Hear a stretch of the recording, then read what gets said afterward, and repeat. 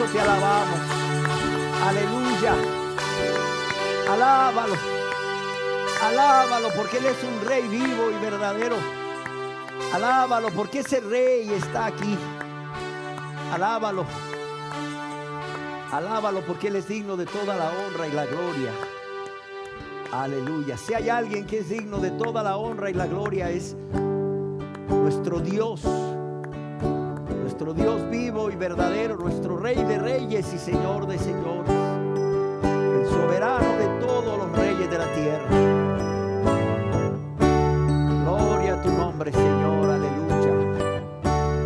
Gloria a tu nombre, aleluya.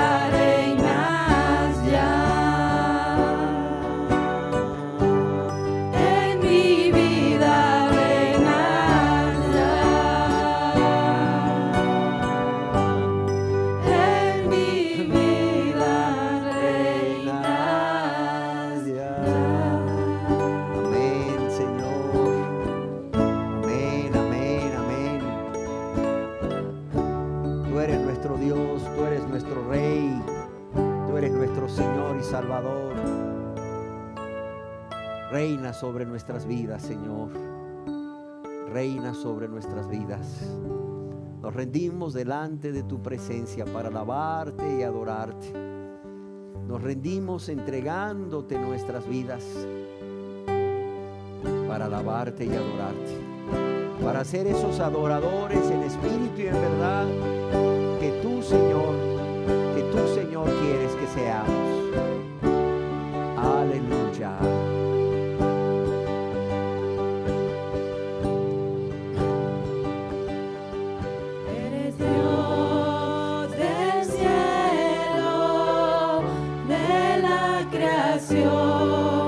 Dios del universo,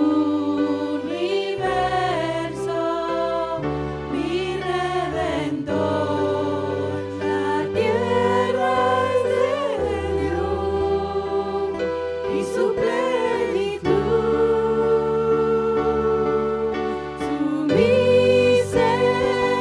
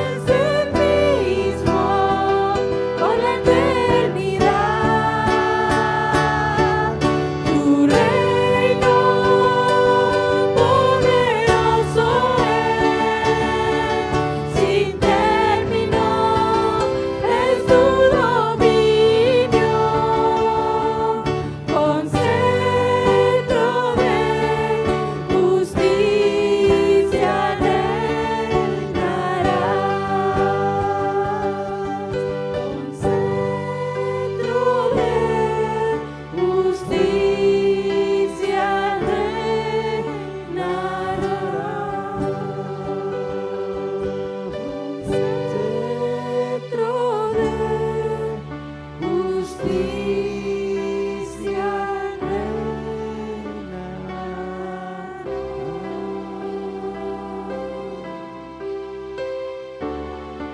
Amén.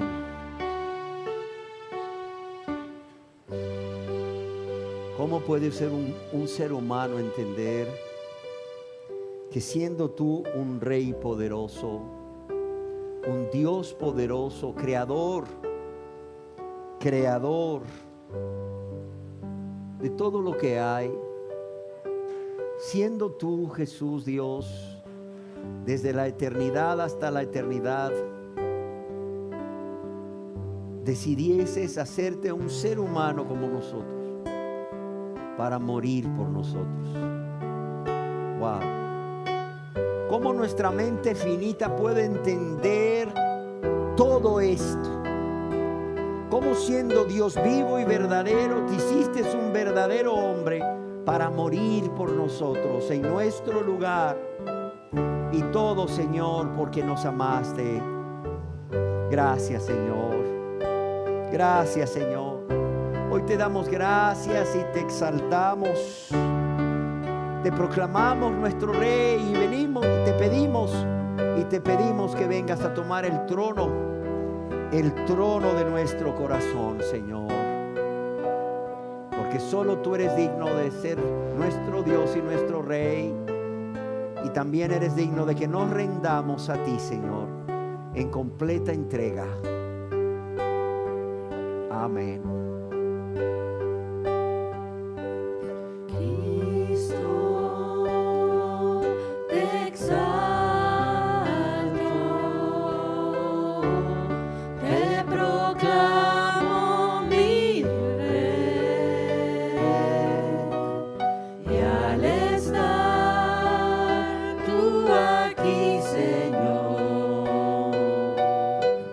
Me entrego en adoración.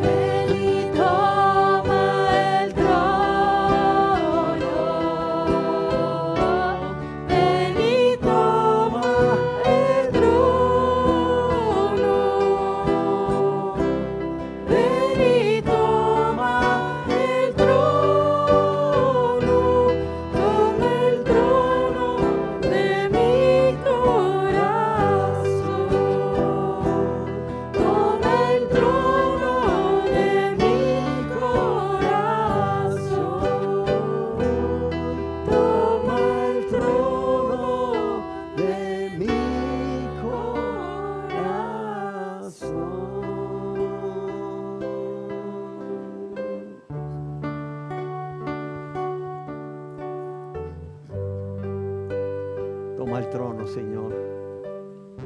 El lugar que tú mereces ocupar en nuestras vidas. Toma el trono, Señor. Que seas tú el que gobierne, el que dirija nuestras vidas, conforme a tu voluntad expresada en tu santa palabra. Que vivamos cada día para morir a nosotros mismos, a nuestro yo, de modo que seas tú reinando en nosotros, nuestro Rey soberano, nuestro Rey soberano y Salvador.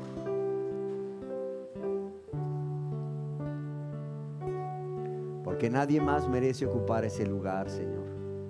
Porque nadie más, ni nada, nadie ni nada merece ocupar ese lugar. El trono de nuestro corazón, solo tú, Señor. Solo tú, Señor. Que así sea, Señor. Que aún las personas en este lugar que no han quitado del trono de su corazón eso que no eres tú, oh Dios, puedan identificarlo y puedan quitarlo de ahí de una vez por todas, para que tú tengas, Señor, para que tú tengas despejado ese trono y te sientas en libertad de entrar en ese corazón, en esa vida y ocupar ese trono, Señor, para lavar y limpiar esa vida, para gobernar esa vida, Señor. Para tu honra y tu gloria te lo pedimos en el nombre precioso del Señor Jesús. Amén.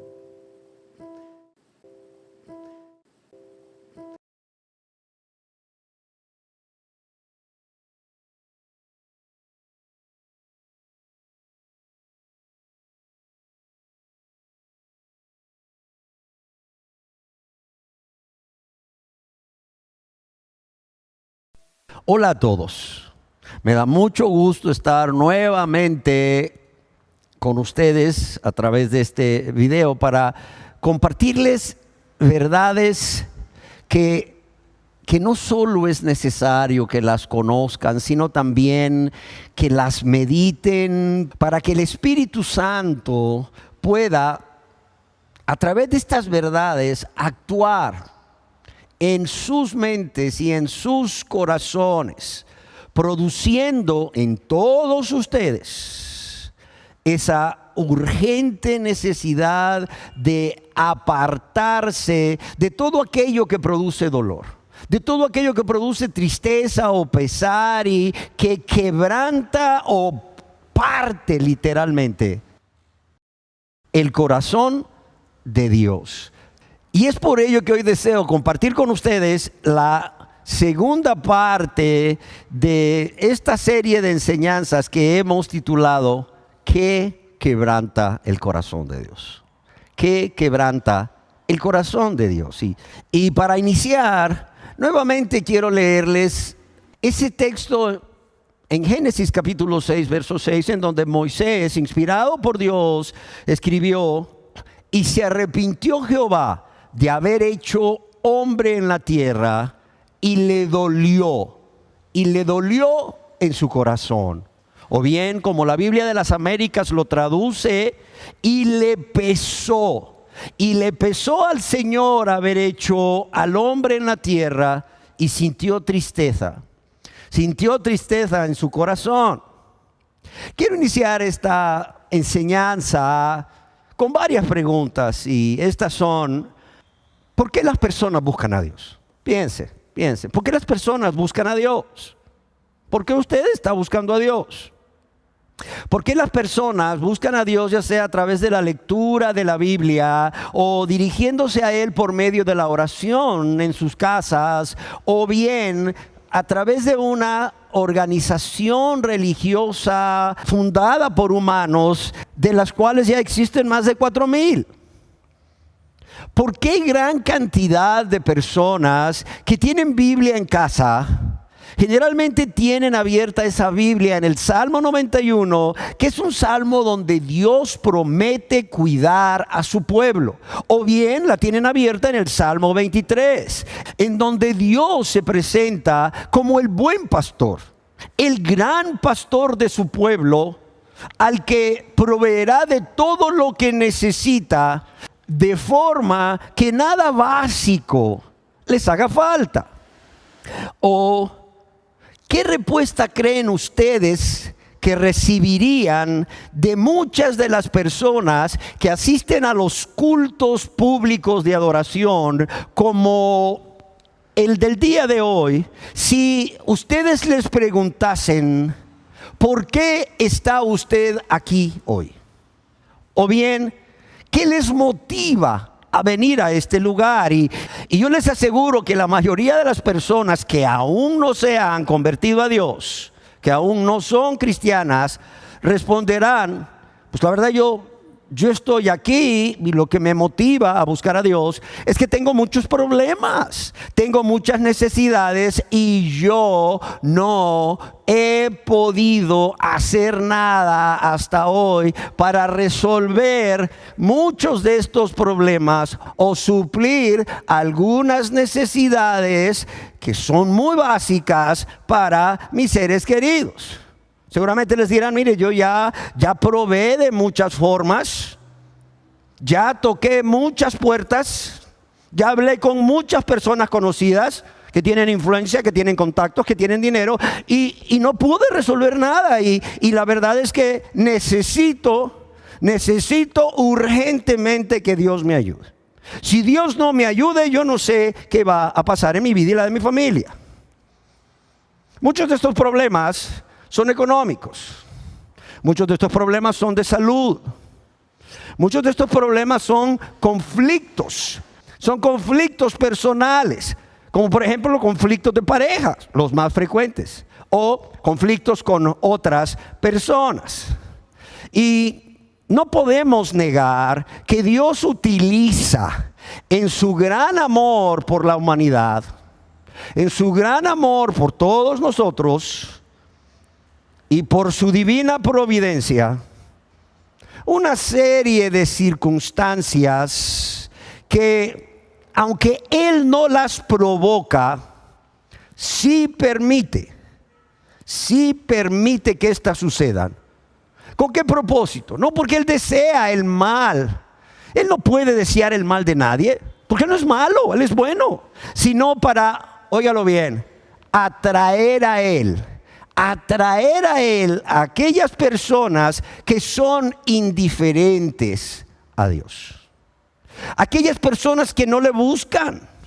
Aquellas personas que no tienen esa urgente necesidad de convertirse a Él a través de un verdadero arrepentimiento y una fe bíblica en el Señor Jesucristo como su Señor y Salvador. ¿Por qué razón? Porque estas personas creen que Dios es una opción para su vida que pueden utilizar en último momento, pero no creen que Dios o tener una relación personal con Dios sea su mayor necesidad. Creen que pueden vivir sin Él y hacer uso de Él cuando lo necesitan.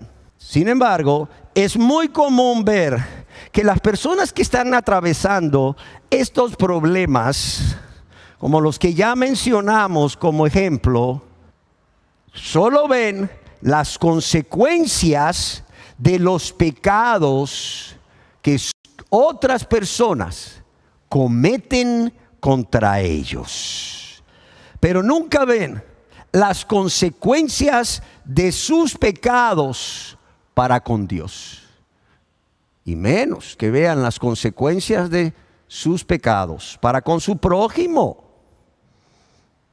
Y lo voy a repetir: estas personas, la mayoría de los pecadores, de las personas que aún no se han convertido a Dios, solo ven las consecuencias que sus pecados les van a ocasionar en sus vidas, tanto consecuencias terrenales, como no hay paz, dijo Jehová, para el impío, como consecuencias eternas, muerte espiritual eterna, separación con Dios, y también las consecuencias de los pecados que otras personas cometen contra ellos, pero nunca ven las consecuencias de sus pecados para con Dios, nunca ven las consecuencias de sus pecados para con su prójimo. Es por ello que antes de continuar compartiendo con ustedes cómo las diferentes formas en que el pecado produce dolor en el corazón de Dios o quebranta el corazón de Dios, yo deseo detenerme en lo que ya hablamos la semana pasada. Yo deseo detenerme para que sigamos viendo cómo nuestros pecados, los pecados de los que aún no se han convertido a Dios, como los pecados también de los cristianos, si tristemente cayeran en pecado, producen dolor en el corazón de Dios. Ahora bien, ¿por qué la mayoría de los pecadores solo ven las consecuencias que sus pecados van a producir en sus vidas, sean estas en esta tierra o por la eternidad, o las consecuencias de los pecados de otra persona contra ellos, pero nunca ven o no ven las consecuencias de sus pecados contra Dios y su prójimo? Primeramente, porque no ven o no entienden que todo pecado es una injusticia. Óigalo bien, todo pecado es una injusticia. Es decir, no hay mentiritas piadosas, ya olvídese de eso. No hay mentiritas piadosas. Todo pecado es una injusticia. Alguien me dijo una vez, si tú podrías evitar que un matrimonio se destruya diciendo una mentira piadosa, ¿lo harías? Le dije no. Oye, me dice, pero ¿vas a evitar que ese matrimonio se destruya? Le dije, no, espérame. Lo que voy a hacer es primeramente a pecar contra Dios, y segundo es evitar que ese matrimonio se destruya por un mes. Pero después de ese mes va a suceder cualquier cosa que finalmente va a destruir ese matrimonio. Finalmente va a destruir ese matrimonio y esa familia. Solo es cuestión de tiempo. Por esa razón yo no diría una mentirita piadosa que no existen para evitar que un matrimonio no se destruya por un tiempo corto seguramente. Las personas no han entendido que todo pecado es injusticia. Y créanme que no tengo que decirles mucho para convencerlos de esta verdad, ya que, por ejemplo, estoy seguro de que cuando una persona miente contra ustedes, lo cual es pecado, todos consideran que se cometió ¿qué? Una injusticia. Que se cometió una injusticia contra ustedes. Y de la misma forma sucede cuando alguien comete el pecado de robo, el pecado de adulterio, el pecado de un acto de ira, por ejemplo. En segundo lugar, estas personas no ven o no entienden que el pecado, como toda injusticia, afecta a las personas. Óigalo bien. El pecado, como toda injusticia, afecta a las personas contra quien se peca. Y acerca de esta verdad, tampoco tengo que decirles muchas cosas para convencerlos de ello, porque estoy seguro que a todos aquí, incluyéndome yo, ¿verdad? De inmediato, o sea, se van a sentir afectados de una u otra forma cuando alguien peca contra ustedes, ya sea produciéndoles pena, produciéndoles dolor, produciéndoles tristeza, produciéndoles ira o hasta vergüenza.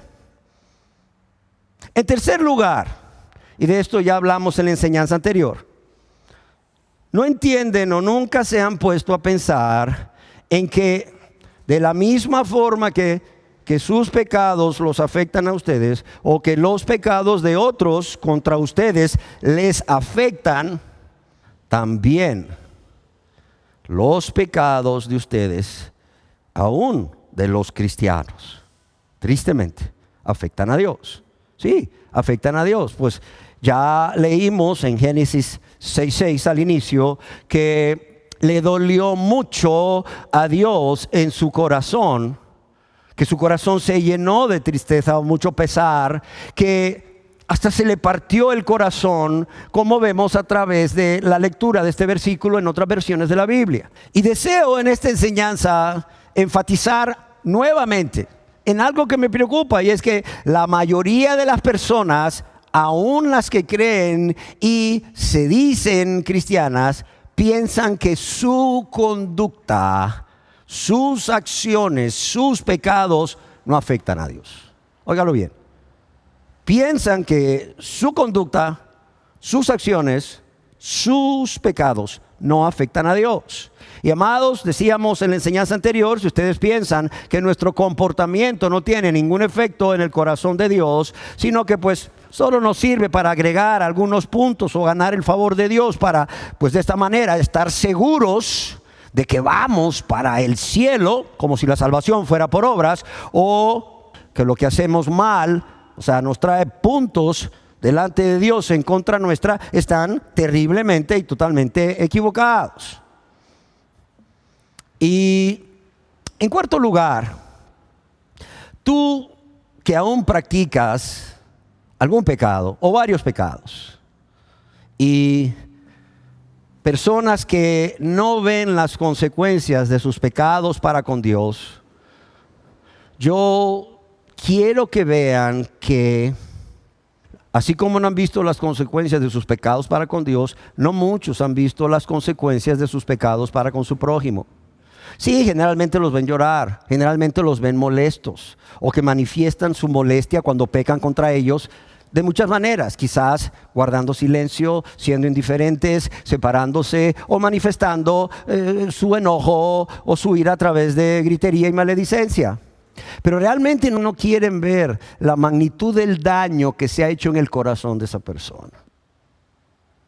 ¿Por qué razón? Porque ellos sí ven, ustedes sí ven la magnitud del daño que el pecado de otras personas ha hecho en su corazón. Como decíamos en la enseñanza anterior, me dolió en mi corazón, pero no ven cómo a la otra persona contra quien pecan, llámese esposo, llámese esposa, llámese padre, llámese hijos, llámese quien sea, a esa persona también le dolió en el corazón.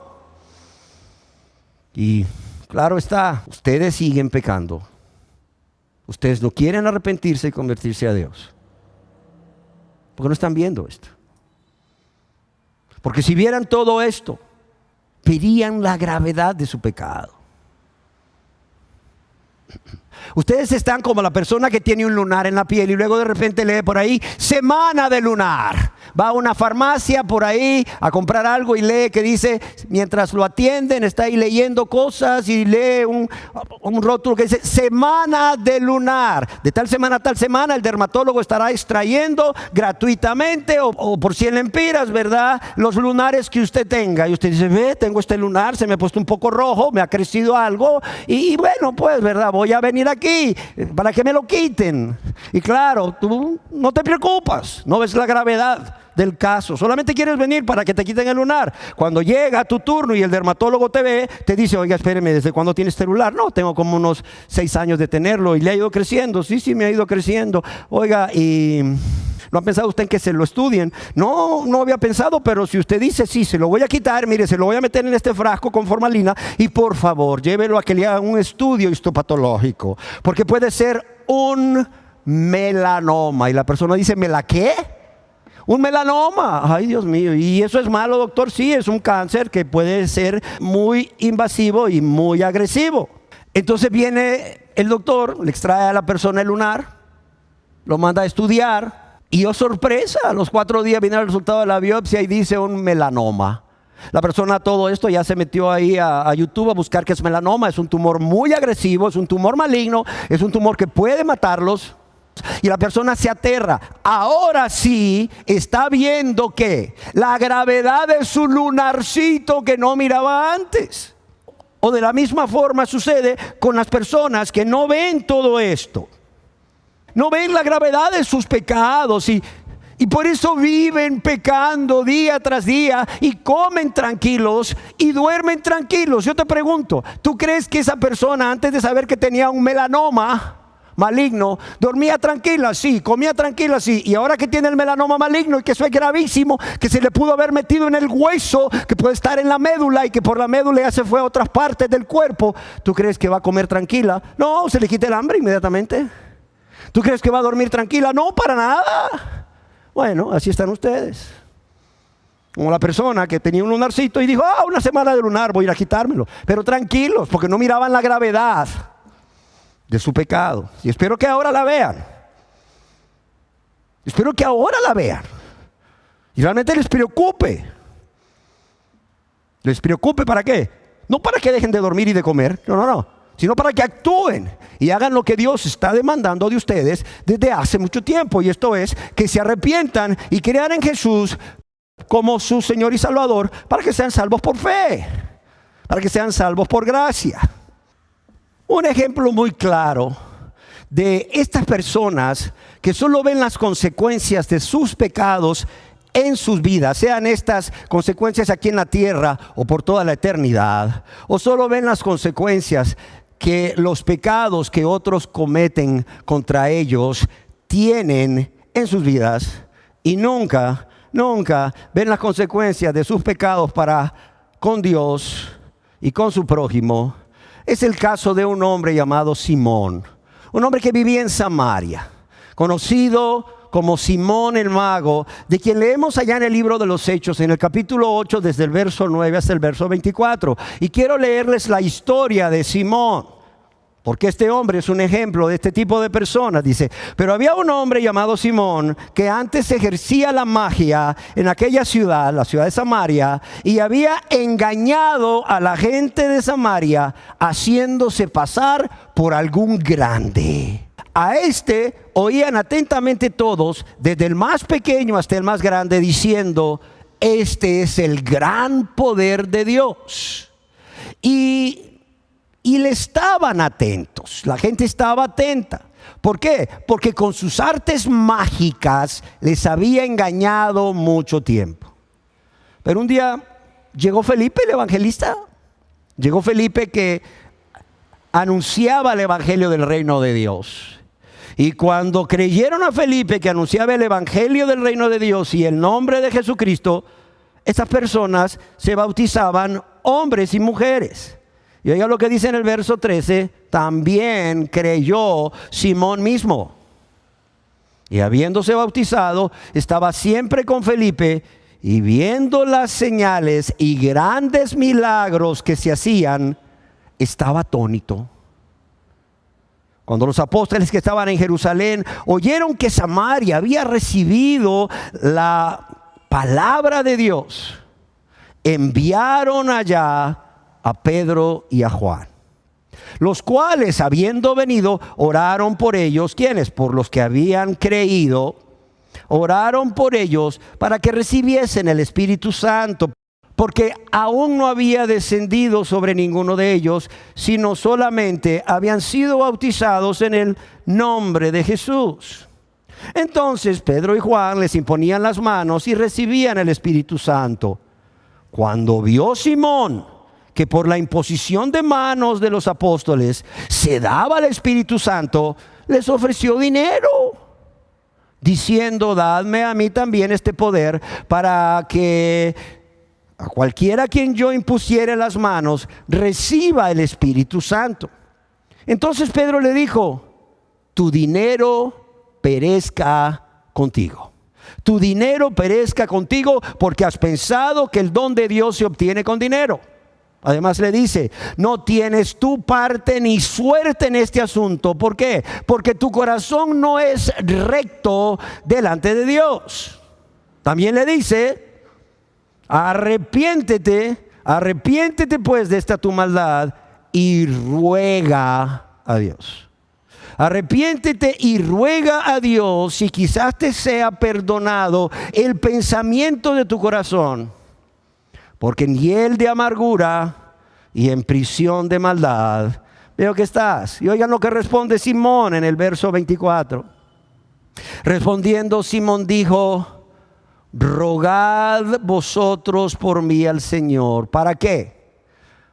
Para que nada de esto que habéis dicho venga sobre mí.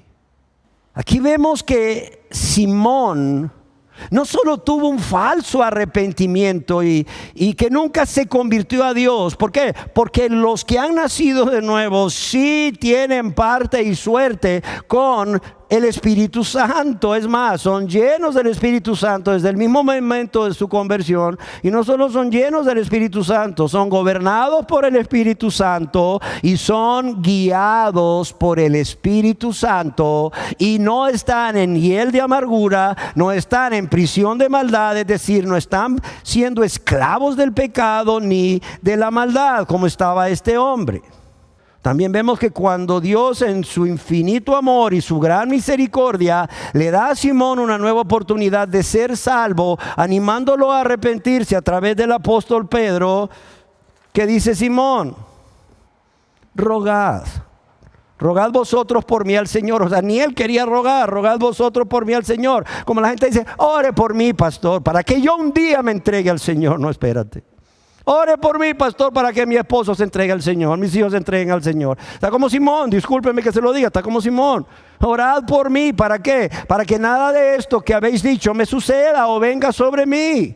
¿Qué está haciendo Simón aquí? Lo que la mayoría de las personas que no se han convertido a Dios hacen. Solo está viendo las consecuencias que su pecado va a traer sobre su vida. Ya que cuando Pedro le dice, y tu dinero perezca contigo, lo que le está diciendo es que tu dinero se condene contigo. O sea, Simón, si tú no te arrepientes, te vas a condenar y tu dinero no te va a servir para nada, Simón. Y también le está diciendo, como otras Biblias lo traducen, tu dinero vaya contigo a la perdición.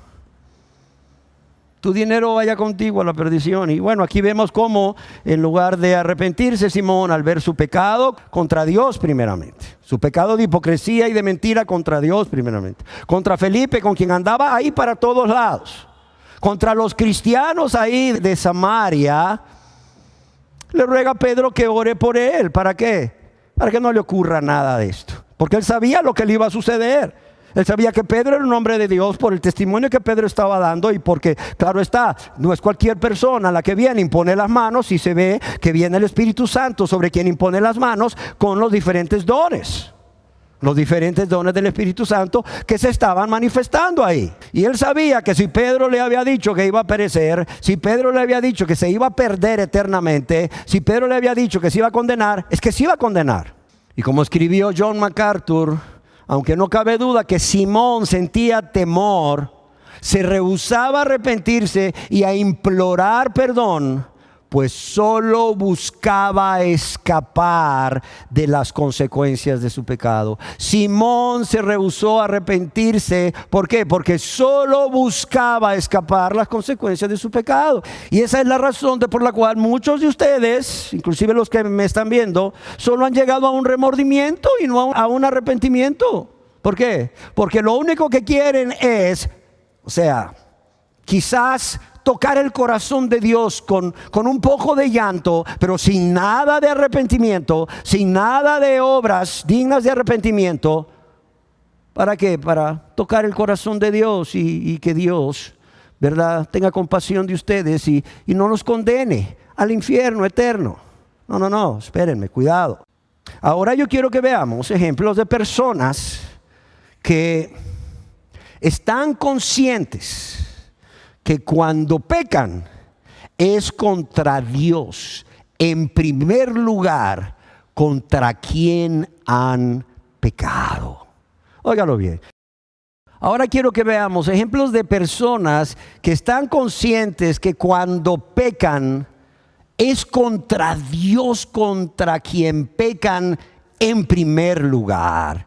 Y esta convicción de que han pecado contra Dios es tal, es decir, es tan fuerte que produce en ellos un quebranto en sus corazones, que los lleva a que de inmediato se arrepientan para con Dios de todos sus pecados y supliquen perdón a Dios. Uno de ellos es el rey David, quien en el Salmo capítulo 51, versos 3 y 4, escribió con respecto de sí mismo: porque yo reconozco mis rebeliones y mi pecado está siempre delante de mí. Contra ti solo he pecado y he hecho lo malo delante de tus ojos. Yo pregunto, ¿había David pecado contra Urías Eteo, planeando y ordenando su muerte a través de sus enemigos? Sí, sí lo hizo. ¿Había David pecado contra Betsabé, la esposa de Urías Eteo, siendo el autor intelectual del asesinato de su esposo, además de llevarla a cometer adulterio? Sí, sí lo hizo. Ahora, ¿estaba David consciente de que había hecho todo esto? Sí, sí estaba consciente. Tú te preguntarás, ¿cómo lo sabes? Porque él mismo da testimonio de esto. O él mismo da testimonio de que sí estaba consciente de su pecado contra Urías y contra Betsabé, cuando exclamó y escribió en el Salmo 51:3: mi pecado está siempre delante de mí. ¿Qué quiere decir esto de mi pecado está siempre delante de mí? Es decir, no dejo de pensar en lo que hice. No dejo de pensar en lo que hice contra Urías. No dejo de pensar en lo que hice contra Betsabé. Pero sobre todo no puedo evitar pensar continuamente que he pecado contra Dios. O sea, ¿cómo pude haber hecho eso? Habiendo sido Dios tan bueno conmigo desde mi juventud. O sea, ¿cómo pude pecar contra Dios? Habiéndome escogido para ser rey de Israel cuando era un adolescente. ¿Cómo pudo Dios haberme guardado y dado la victoria? ¿Cómo Dios me guardó de Goliat el filisteo? O sea, ¿cómo Dios me guardó cuando yo iba a la guerra? ¿Cómo Dios me guardó de Saúl cuando quería asesinarme? Y yo, ¿cómo le pagué? ¿Cómo le pagué? Eso es lo que había también, y sobre todo en la mente de David. Mi pecado está siempre delante de mí. Es decir, no dejaba de pensar en él. O como una versión de la Biblia lo traduce: mi pecado no se borra de mi mente. Claro, porque él sí había visto todas estas cosas. Sobre todo había visto cómo había pecado primero contra Dios, pero también cómo había pecado contra su prójimo. Y podemos ver en la Biblia que cuando David escribió estas palabras del Salmo 51:4, cuando dice: contra ti solo he pecado, ya el profeta Natán le había confrontado personalmente con sus pecados. Ya el profeta Natán le había confrontado personalmente con sus pecados, y no solo eso, ya el profeta Natán le había dicho cuáles serían las consecuencias en su vida por haber cometido estos pecados. Sin embargo, óigalo bien, sin embargo, a pesar de esto, David no se mira a sí mismo. David no se detiene a mirar las consecuencias de su pecado en su vida, para nada. David va más allá. David ve a Dios primeramente, ve cómo ha pecado contra Dios en primer lugar, y es por ello que exclama delante del profeta Natán: pequé contra Jehová, pequé contra Jehová. Lo puedes leer en 2 de Samuel, capítulo 12, verso 13. Alguien escribió al respecto y me encanta. Son muy pocas palabras. Pequé contra Jehová. Son muy pocas las palabras, pero esa es una buena señal de un espíritu totalmente quebrantado. No hay excusas. Aquí no ves excusas. Nada que esconder. Nada más que encubrir. O sea, David no se justifica por su pecado. Esta persona escribe: David no busca la forma de escapar de las consecuencias de ni se dan pretextos. David no apela a la debilidad humana. Por el contrario, David reconoce su culpa abiertamente y con franqueza, sin negar la verdad.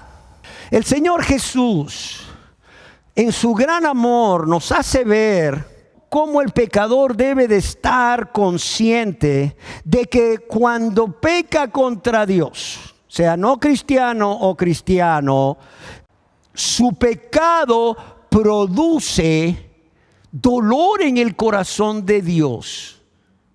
Mucho dolor en el corazón de Dios, de modo que lo quebranta, pero también produce dolor, tristeza, enojo y todo esto en el corazón de su prójimo. A través de la parábola del hijo pródigo. A través de la parábola del hijo pródigo, en donde podemos ver que el padre representa a quién. O sea, el padre del hijo pródigo representa a Dios. Y el hijo pródigo representa al pecador. Al pecador, por cierto, que se ha arrepentido y viene a Dios para perdón. Y podemos ver en esta parábola cómo primeramente el hijo pródigo tiene que volver en sí. Así como Dios, a través de estas verdades que hemos venido predicando siempre desde este púlpito, sea este su servidor o cualquiera de los otros hermanos que predica aquí, ha tenido como propósito que Dios a través de su Santo Espíritu use estas verdades. ¿Para qué? Para hacerte volver en sí, para que recapacites y entiendas lo grave que es esto que has estado cometiendo. Al continuar viviendo una vida de pecado contra Dios, al resistirte a convertirte a Él, pecando contra Él y tu prójimo. Y sabemos que el hijo pródigo estaba convencido, porque ya Dios le había hecho volver en sí, de que había pecado contra Dios y su prójimo, porque él dice: volveré a casa de mi padre y le diré: Padre, he pecado contra el cielo y contra ti. Pero no solo lo dice, el Evangelio de Lucas capítulo 15 verso 20-21 dice: y levantándose el hijo pródigo, después de volver en sí, después de entender todo esto, después de ver esto que no había visto antes, como Dios espera que tú ahora lo veas, porque no lo habías visto antes, y si lo habías visto no te importaba, que es peor. Dice: y después de volver en sí este hombre, levantándose vino a su padre, y cuando aún estaba lejos, lo vio su padre. Y qué precioso, fue movido a misericordia y corrió y se echó sobre su cuello, sobre el cuello de su hijo, que venía maloliente, sucio, y le besó. Y el hijo le dijo: Padre, he pecado contra el cielo y contra ti. Padre, he pecado contra el cielo y contra ti. Padre, ya no soy digno de ser llamado hijo tuyo. Ya no soy digno. Y cuando este hombre le está diciendo al padre: Padre, he pecado contra el cielo, esto significa: Padre, he pecado contra Dios. Padre, entiéndelo, he pecado contra Dios. Pero también he pecado contra ti. He pecado contra mi prójimo, mi próximo. Padre, he pecado contra ti, que has sido la persona más cercana a mí. Y el ver cómo cuando se peca contra Dios en primer lugar, pero también contra su prójimo, no solo hacía entender a este joven que su pecado había sido grave, sino que había quebrantado el corazón de Dios. Porque estoy seguro que este hijo derrochador había quebrantado el corazón de su padre. Había quebrantado el corazón de su padre con su actitud egoísta y malvada. Y no olvidemos que en esta parábola el padre representa ¿a quién? A Dios. Y amados y amadas, yo deseo finalizar esta enseñanza preguntándoles: ¿qué tipo de personas son ustedes? O sea, ¿en qué grupo de estos dos están? ¿En el grupo de los que siempre solo ven las consecuencias de los pecados que ustedes cometen en sus vidas, sean estas terrenales o temporales o eternas? Las tienen tan presentes como si fuera ayer. Las consecuencias de los pecados que otros han cometido contra ustedes, pero nunca ven, nunca piensan, nunca se detienen a meditar o se han detenido a meditar en las consecuencias que sus pecados han cometido contra Dios y su prójimo. ¿Primer grupo o son del segundo grupo? Los que dicen contra ti solo he pecado. Contra ti, oh Dios, solo he pecado y he hecho lo malo delante de tus ojos. Padre, he pecado contra el cielo, contra Dios y contra ti. Los que ven a Dios en primer lugar. Y eso les quebranta. Y luego cuando ven que han pecado contra su prójimo, eso termina de terminar la cosa. Les quebranta completamente el corazón. ¿De cuál grupo son? Yo quiero que por favor sean honestos con ustedes. ¿Por qué? Porque a mí me pueden engañar. Ustedes han estado engañados o se pueden engañar después de escuchar estas verdades. Pero a Dios, no, Él no puede ser burlado. No os engañéis. Dios no puede ser burlado. Amén. Yo quiero decirles que seguramente ustedes que aún no se convierten a Dios, o algún cristiano que por ahí esté viendo esta enseñanza, que realmente ha pecado contra Dios, fue salva, pero ha pecado contra Dios y ha dejado a Dios, le ha dado la espalda a Dios, ha contristado el Espíritu Santo en su vida y está abrazando su pecado. Yo quiero decirle que seguramente usted está consciente de que es pecador, de que es pecadora. También estoy seguro que están conscientes de los muchos pecados que han cometido contra Dios y su prójimo. Y seguramente si yo les pidiese hoy, que no lo voy a hacer, pero si les pidiese que hagan una lista de los pecados que recuerdan que han cometido contra Dios y su prójimo desde, no lo sé, los 11, 12 años de edad, en que quizás Dios los hace responsables moralmente delante de Él hasta el día de hoy, lo harían, sí, se tomarían bastante tiempo, sí, pastor, pero lo harían. Seguramente ustedes están muy conscientes de las consecuencias que sus pecados han traído a sus vidas, porque han llorado y se han lamentado a causa de ello. Pero también, al igual que Simón el mago, se han llenado de temor. Se han llenado de temor por esas consecuencias terrenales que ya han venido y por las consecuencias eternas que pueden venir en cualquier momento si ustedes se mueren ahorita o saliendo de aquí o mañana, no lo sé. Seguramente también estás muy consciente de cómo por tus pecados vas a ser condenado justamente por Dios a un lugar de tormento. Un lugar de tormento que está ardiendo con fuego y azufre, o el infierno, como le quieras llamar, por toda una eternidad. Pero yo quiero preguntarte, ¿cuán consciente has estado? Quizás no cuán consciente estás, porque seguramente que después de todo lo que has escuchado, ya empiezas a estar consciente. Y en la medida que medites a lo largo de la semana en esto que has escuchado, que te ruego que hagas, más consciente vas a estar. Aquí la pregunta es, ¿cuán consciente estabas? ¿Cuán consciente estabas de que cuando tú has pecado, has ofendido a Dios? Has provocado dolor en el corazón de Dios, de modo que el corazón de Dios se quebranta en 1000 pedazos. Así como cuánta tristeza has provocado, no solo en el corazón de Dios, sino en el corazón de tu prójimo, de tu esposa, de tu esposo, de tus hijos, de tus padres, de tu vecino, la gente que labora contigo allá en el lugar donde trabajas, la gente con la que te relacionas. ¿Cuán consciente has estado de que tu pecado los ha lastimado a ellos también? Y les ha dolido en el corazón. ¿Cuán consciente has estado? Sé honesto, sé honesta. Yo te voy a ser sincero. Si aún no te has convertido a Dios, yo estoy seguro que no has estado consciente. Permíteme ayudarte. Si tú no te has convertido a Dios, yo estoy seguro que tú no has estado consciente. Y peor aún, si lo estabas, no te importó. Si lo estabas, no te importó.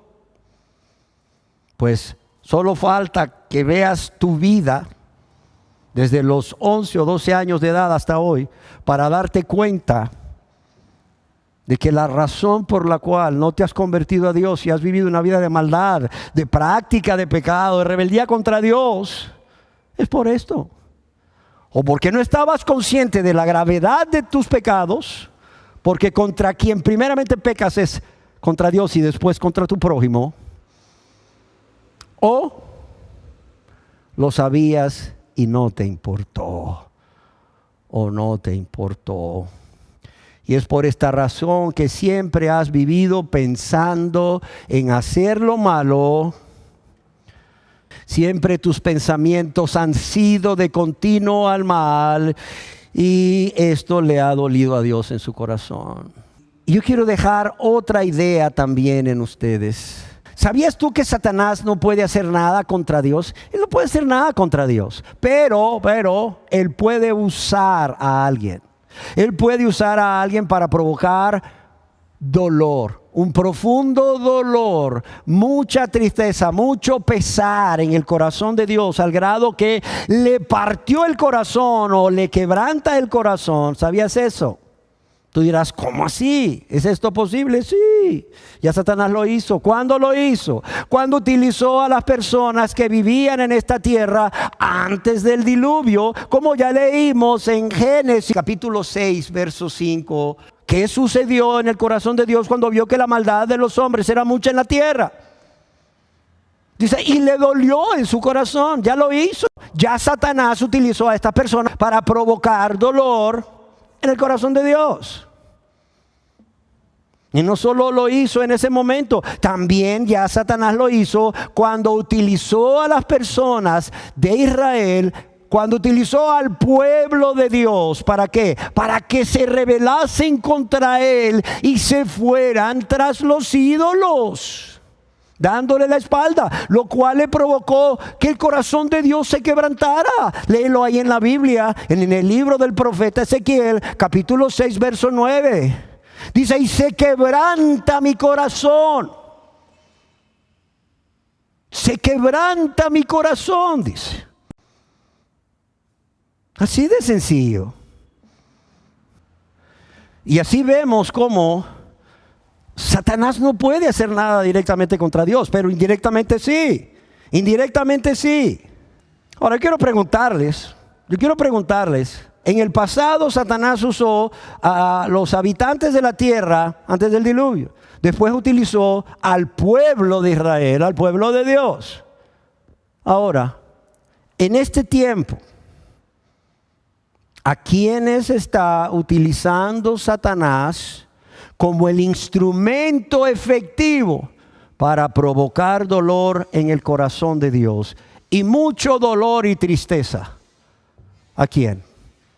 Seguramente no te va a agradar la respuesta, pero me siento obligado a decírtelo, querida persona, que no te has convertido a Dios, o tú, cristiano, que le has dado la espalda a Dios, amando más el pecado y el mundo, en lugar de ¿qué? En lugar de volver al Padre con un corazón contrito y humillado, como lo hizo el hijo pródigo.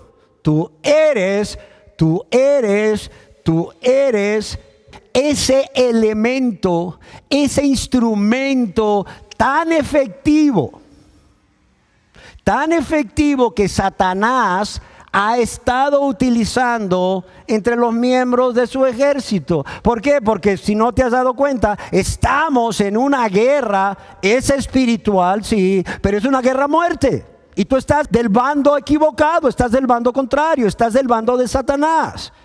Y has sido un soldado fiel, y no solo un soldado fiel, muy efectivo, a quien Satanás ha estado utilizando por años, no lo sé, 10, 15, 20, 30 años. ¿Para qué? Para provocar dolor en el corazón de Dios. Wow. Yo quiero preguntarte, ¿cuán consciente estás no solo del dolor que has estado provocando a Dios en su corazón, sino cuán consciente has estado de que todos estos años Satanás te ha estado usando? Sí, Satanás te ha estado usando como un hijo de quien está muy orgulloso, o como un soldado muy efectivo, a quienes ustedes deciden voluntariamente obedecerle de inmediato. ¿Para qué? Para caer en la tentación y pecar una y otra vez, de manera consciente, de manera voluntaria, contra Dios. ¿Realmente te has puesto a pensar? ¿Te has puesto a pensar, querida persona, qué buen hijo del diablo has sido? ¿Cómo está orgulloso de ti? ¿Te has puesto a pensar Qué buen soldado, qué fiel soldado has sido.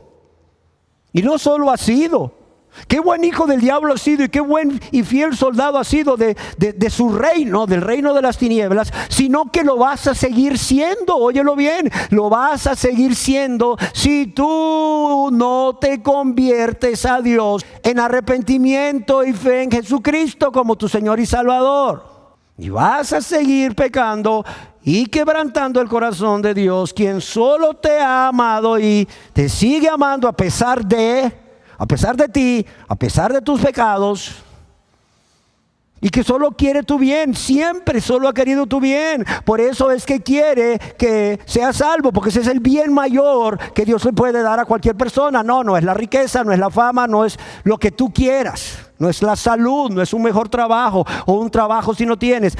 La mejor y más grande riqueza que Dios le puede dar a un ser humano pecador es la salvación, por medio de la fe en Jesucristo, por medio de su gracia. Amén. Yo quiero pedirte que cierres tus ojos.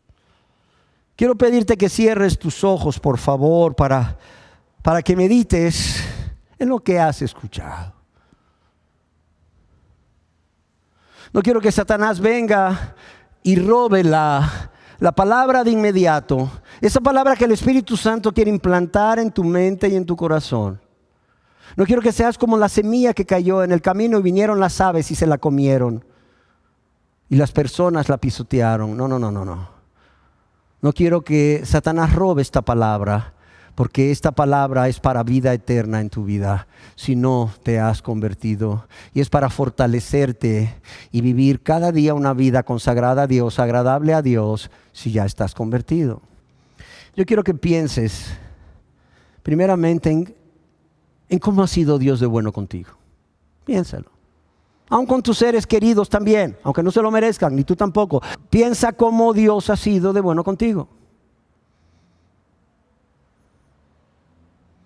Ahora quiero que pienses cómo le has pagado a Dios. Cómo le has pagado por todos sus beneficios para contigo.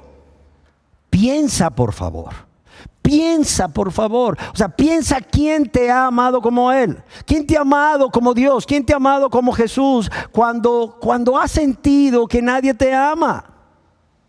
Piensa en quién ha estado ahí contigo a tu lado cuando los que te rodean y dicen amarte te dejaron solo. Piensa, solo Jesús, solo Él.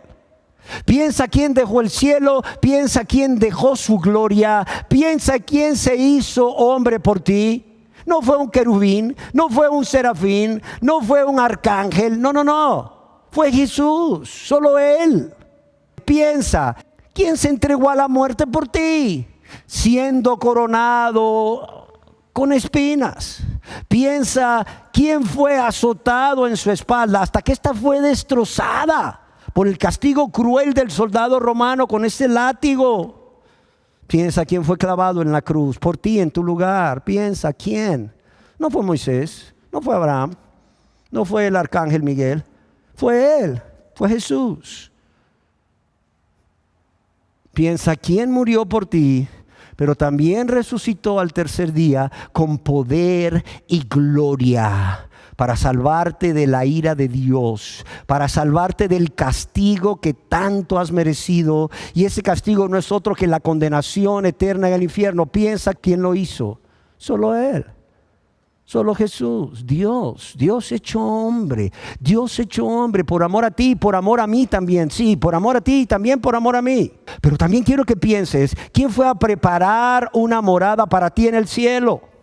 ¿Y quién vendrá nuevamente por ti si ya eres su hijo o su hija? Él, solamente Él, Jesús.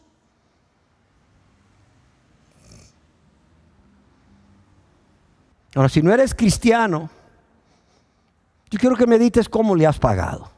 Si no eres cristiano, si aún no te has convertido a Dios, yo quiero que medites cómo le has pagado. Y quiero que pienses, ¿tú crees que Él se lo merece? ¿Tú crees que Jesús se merece que tú le pagues de la manera que le has pagado ante tanto amor que Él te ha dado? ¿Tú crees que es justo? ¿Tú crees que es correcto lo que tú le has hecho a Él?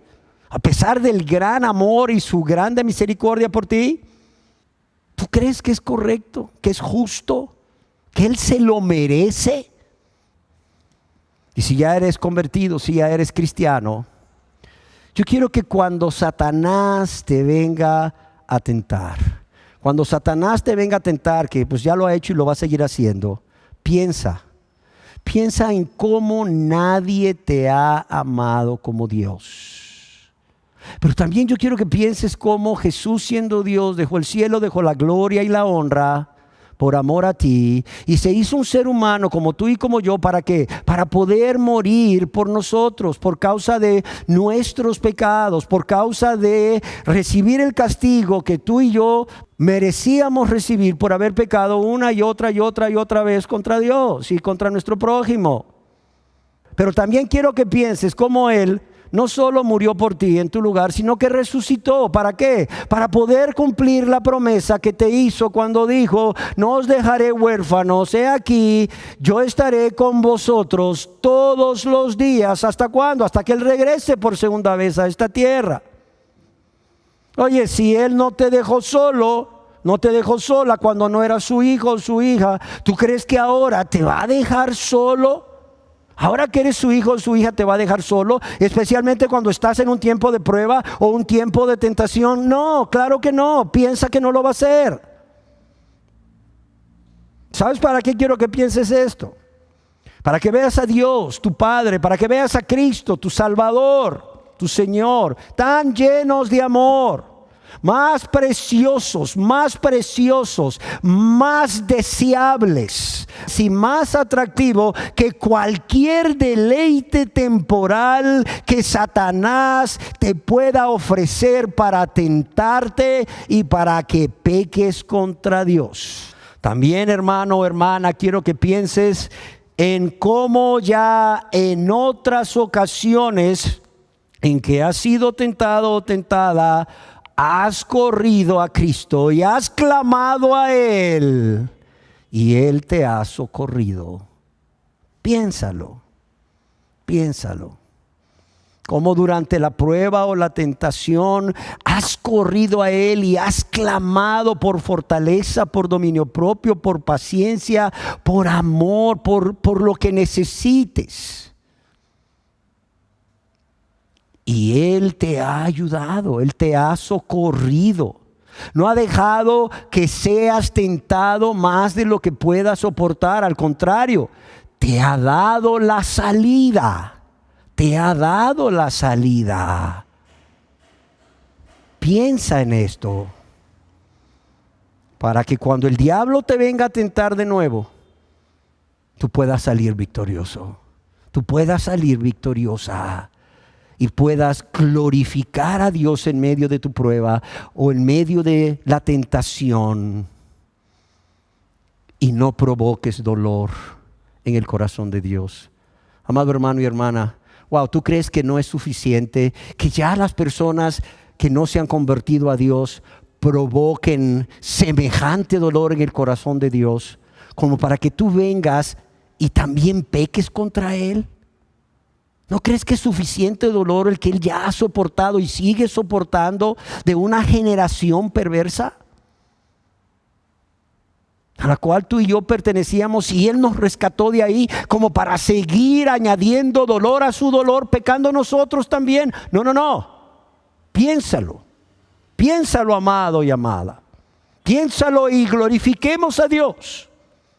Y demostremos a este mundo que se puede vivir una vida agradable a Dios, una vida cristiana, sin la práctica de pecado, porque tenemos un Dios fiel, tenemos un Dios todopoderoso que es el que está más deseoso que nosotros perseveremos en su voluntad, agradándole a Él y no lastimándole, no provocando dolor en su corazón. Amén.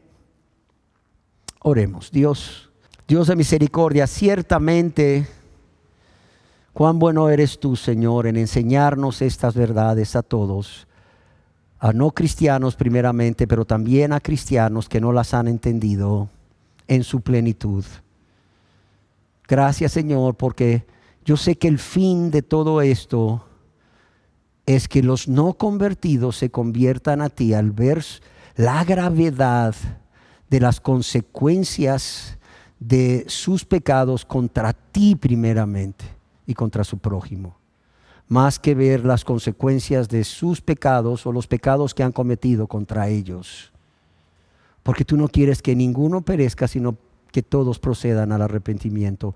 Yo quiero pedirte, oh Dios, que tu Espíritu Santo siga, Señor, siga tratando con las personas que aún no se han convertido a Dios, para que esta verdad siga produciendo en ellos esa convicción de cómo sus pecados han ofendido a Dios primeramente y a su prójimo, y puedan decir como David, con un corazón quebrantado: contra ti, oh Dios, contra ti solo he pecado y he hecho lo malo delante de tus ojos. O puedan decir como aquel hijo pródigo: Padre, he pecado contra el cielo, he pecado contra Dios y contra ti, que eres mi prójimo. Padre, no merezco ser llamado hijo tuyo, pero en tu gracia o por tu gracia, por tu gran amor, yo te pido, yo te suplico que escuches la confesión de mis pecados, que mires el anhelo de mi corazón de ya no pecar más contra ti, y que tengas a bien perdonarme. Y que tengas a bien perdonarme de todos mis pecados. Porque eso es lo que Dios desea que hagas en este mismo momento o en cualquier momento a lo largo de esta semana, mientras estás en tu casa o donde estés, para que seas salvo, para que seas salva y ya no provoques más dolor en el corazón de Dios. Padre, yo te lo pido, haz esta obra que solo tu Espíritu Santo puede hacer en la mente y el corazón de cada persona aún no convertida. En el nombre de Cristo Jesús. Amén. Amén.